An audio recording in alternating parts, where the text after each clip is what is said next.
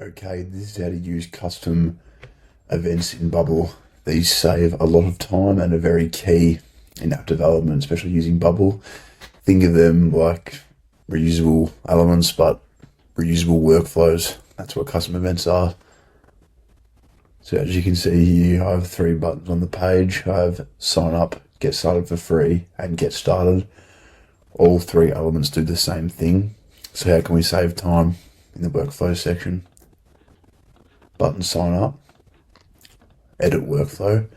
And as you can see, this is what a workflow might look like. We have 4 steps here, each doing their own thing. I haven't filled any of the fields out, but each doing their own separate thing. All the buttons have the same thing. So how can we save time and reference one thing for each button instead of 4 different steps? Well, this is where custom events come into play. We press click here, add an event, custom, create custom, sign up we'll call this, and then we add in the workflows like we have already done for the other 3 buttons. So we have account, we have sign the user up, and we have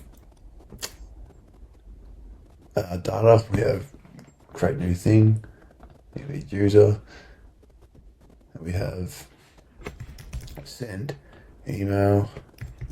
And this is all just for example's sake, like these don't even really work together, but I'm just showing you for example's sake, as I said.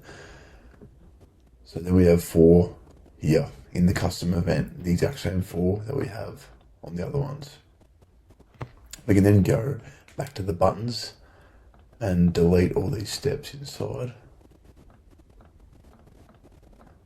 Click to add an action, trigger a custom event. Custom event is sign up. It's pre-selected as that's the only custom event we have so far. But as you can see, it's 1 step now instead of 4 different steps. It's crucial and it saves a lot of time, especially if you have elements and workflows that have heaps of steps. You can trim it right down, make it easier to read, quicker to load, and all the above. So that is a basic tutorial on how to set up custom events. If you like this type of content, like, subscribe for more tutorials like this in the future. Thank you.